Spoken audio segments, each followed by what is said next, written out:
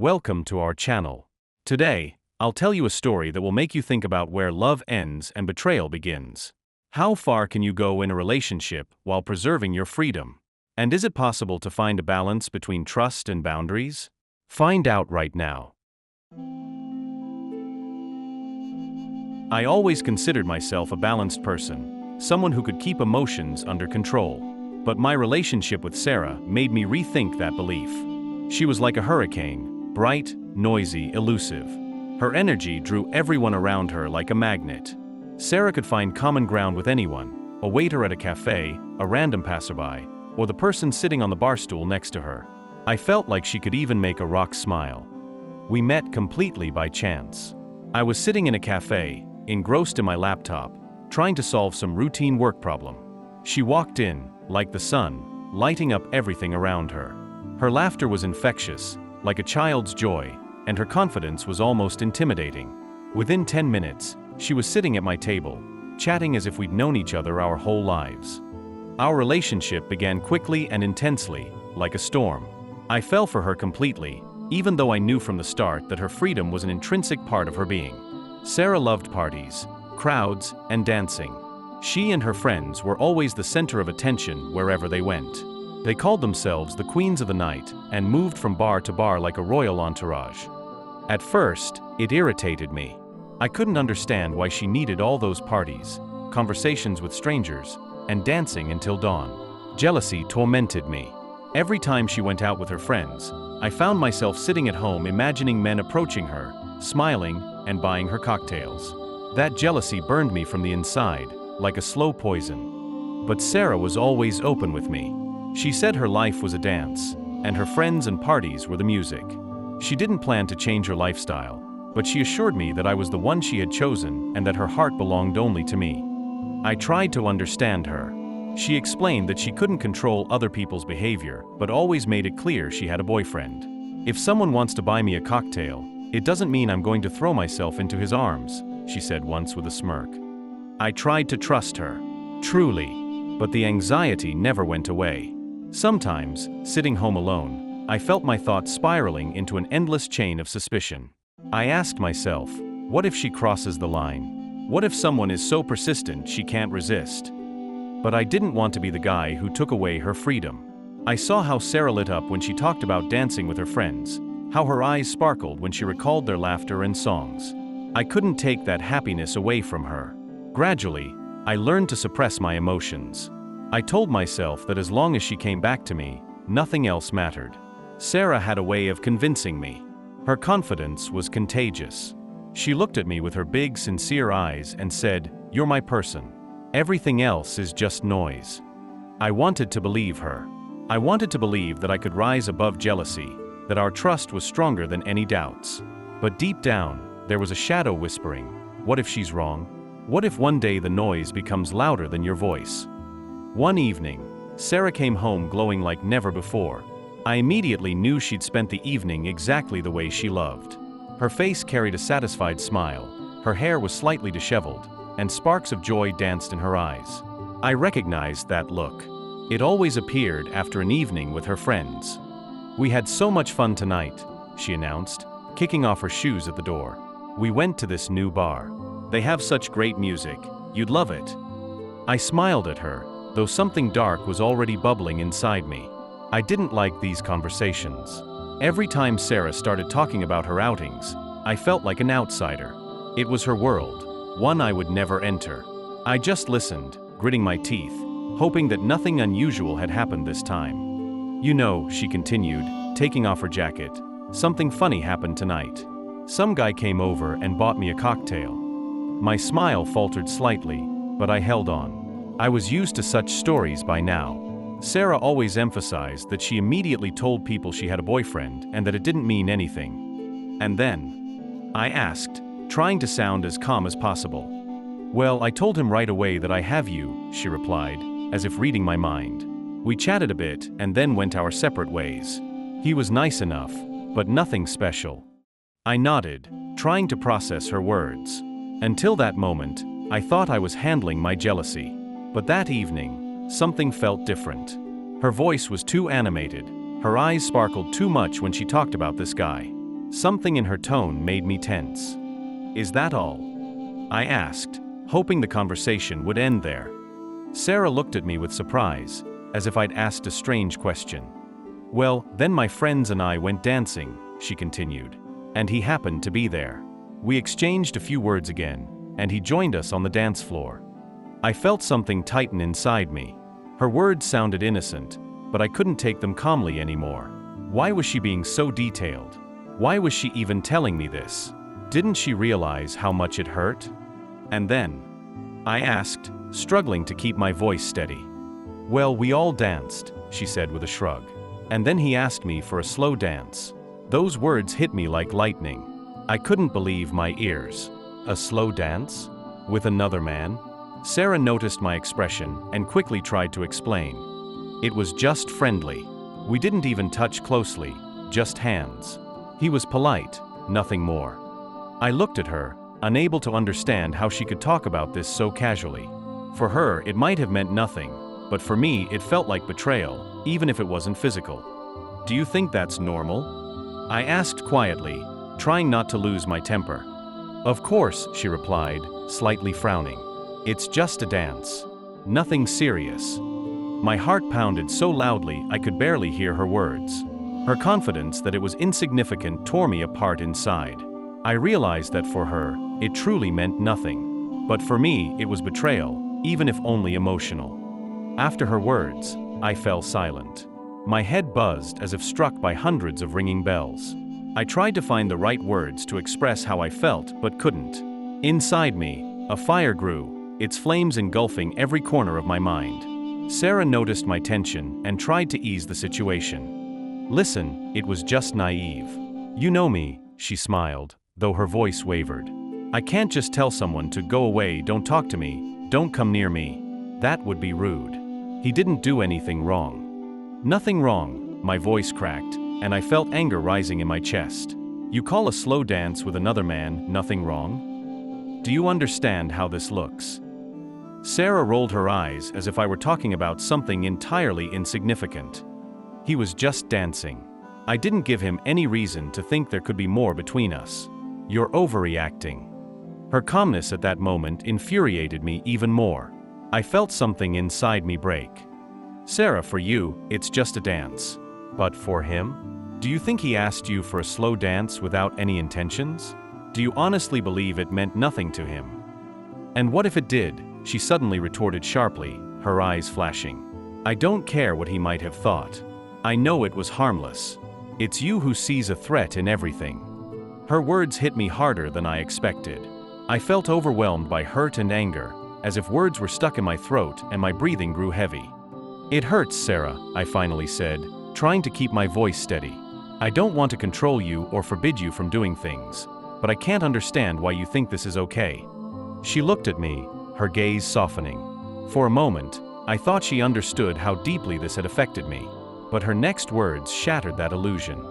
"I'm sorry you feel that way," she said quietly, "but I didn't do anything wrong. If it bothers you so much, I won't do it again. But I don't understand why this has become such a problem." Her tone was more conciliatory than apologetic. It became clear to me that she just wanted to end this conversation without delving into my feelings. I nodded silently and moved to the window. Outside, the rain was falling, its droplets sliding down the glass like my scattered thoughts. Inside, emotions still boiled, but I didn't want to continue arguing. "Fine," I finally said, not turning to her. "If that's what you think." I heard her sigh and walked to the bedroom, leaving me alone with my thoughts. I stood by the window, staring at the dark street. The rain continued to fall, as if asking me, "What will you do next?" That night, I hardly slept. Every time I closed my eyes, I saw them, Sarah and that man. I imagined him holding her hand, their bodies moving in sync with the music. My imagination painted scenes that made me furious. I wanted to trust her. I wanted to believe her words were true. But deep down, I knew this was just the beginning. My trust, like thin ice, was already cracking. The morning began with silence. Sarah and I avoided each other, like two fighters in a ring temporarily retreating to their corners to catch their breath. I drank coffee in the kitchen, staring at a single point, trying to sort out my thoughts. Sarah, as usual, fussed by the mirror, getting ready for work. But I felt her tension. Her movements were sharper than usual, and the slight smile that always graced her face seemed to have disappeared. Just as she was about to leave, I couldn't hold back any longer. "Sarah, wait," I said, rising from my chair.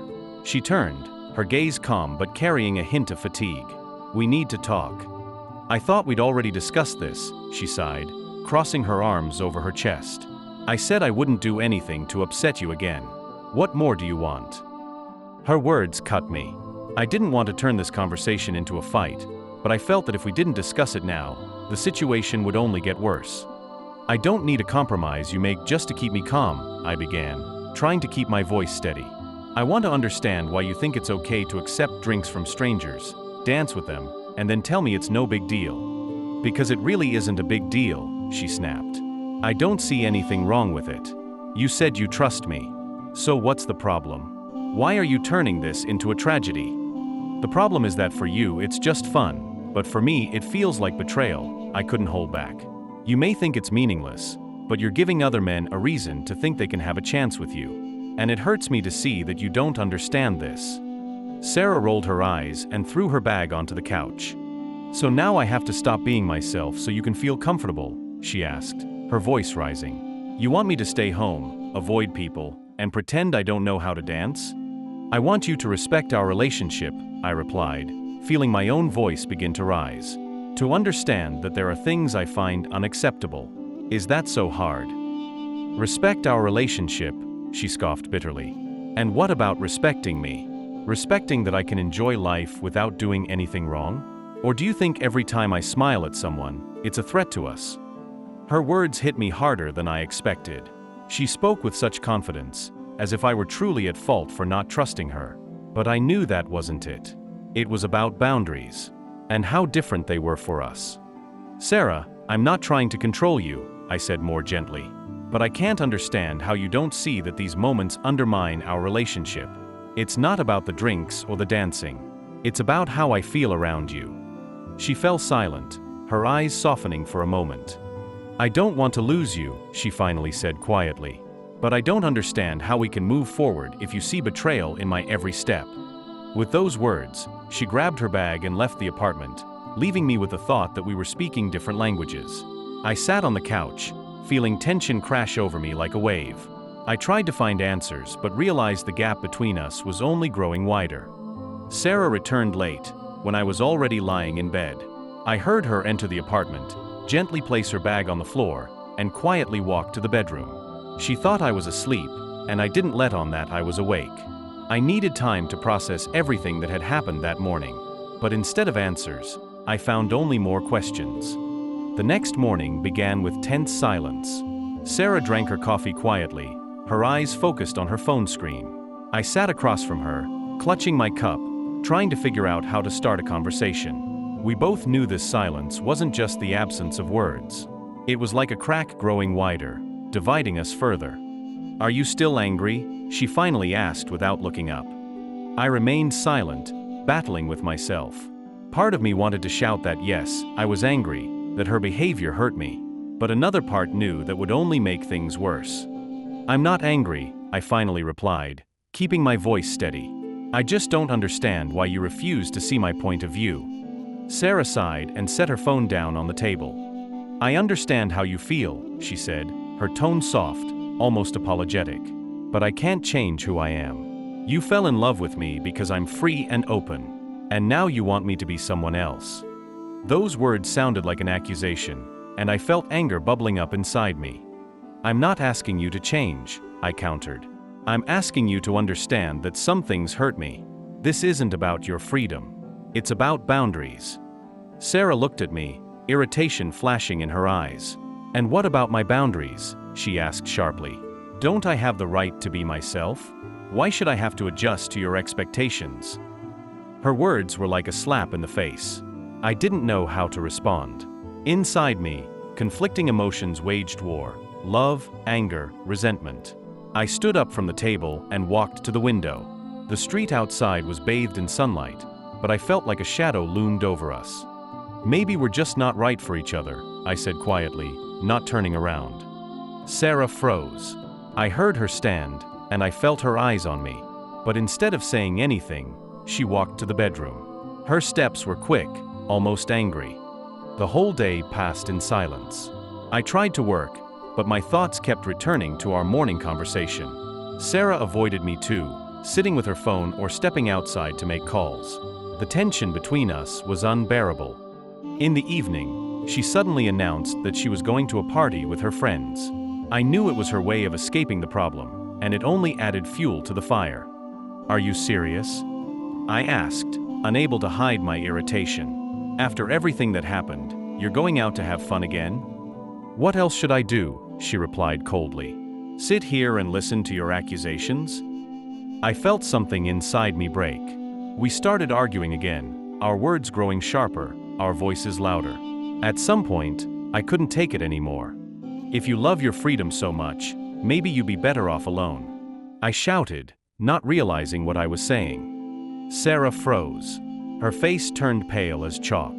She stared at me silently, and in her eyes, I saw something I'd never seen before: pain. Real, deep pain. "Maybe you're right," she said quietly. "I can't live in your shadow anymore." She turned and walked out, leaving me alone. I heard the front door slam and realized that, in that moment, I'd lost her. After Sarah left, I was alone in complete silence. That silence was louder than any shouting. It cut through me like a knife. I sat down slowly on the couch, feeling emptiness engulf me. The words we'd spoken in anger echoed in my mind like an unstoppable refrain. I tried to convince myself it was just another fight, that she would come back like she always did. But time passed, and the apartment remained empty. Night turned into day, and she still wasn't there. My phone was silent. I didn't know where she was, who she was with, or what was going through her mind. That uncertainty was torture. On the third day, I couldn't take it anymore. I dialed her number, but it was disconnected. I sent her a message, but there was no reply. My heart clenched with fear that I'd lost her for good. I knew I'd crossed a line, but didn't know how to fix it. A week later, she came back.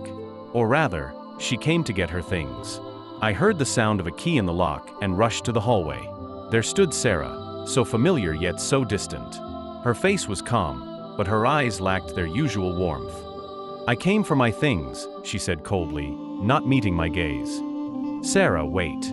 Let's talk," I began, feeling words catch in my throat. I was wrong. I didn't want it to end like this. She finally looked at me, but her gaze was empty. "It's not just your fault," she said quietly. "We're just different. You want one thing, I want another. We're trying to change each other, and we're both suffering because of it." "But I love you," I said, desperation tightening my fists. "We can fix this. Please don't go." She shook her head, and I saw tears glisten on her cheeks. "Love isn't always enough," she said. "Sometimes love turns into pain. And when there's more pain than happiness, it's a sign that it's time to stop." Her words were like a knife to my heart. I wanted to hold on to her, to scream, to beg, but I knew it wouldn't change her decision. She slowly walked to the bedroom and began packing her things. I stood in the hallway, unable to move. Every sound of her footsteps, every zip of her suitcase felt like the final note of our story. When she was done, she looked at me one last time. "Thank you for everything," she said softly. "I hope you find someone who's a better match for you." And with that, she left. I stood by the window, watching her figure disappear into the distance. My heart screamed, but there was nothing I could do. I felt empty, as if a part of me had left with her. Months passed, but I couldn't forget her. Her laughter, her brightness, her ability to make every moment special, all of it haunted me in my memories. I realized I had lost not just Sarah, but a part of myself that she had awakened.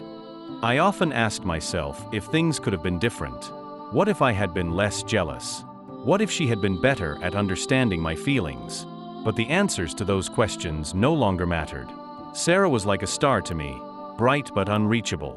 She lit up my life and then left, leaving me in darkness.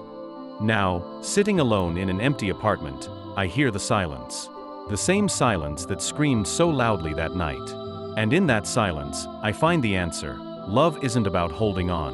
Love is about letting go, even if it tears your heart apart. Thank you for listening to this story. If it touched you or made you think, please share your impressions in the comments. Your opinion is very important to me and helps create even more captivating stories. Don't forget to subscribe to the channel so you won't miss new stories full of emotions, intrigue, and unexpected twists. See you in the next episode.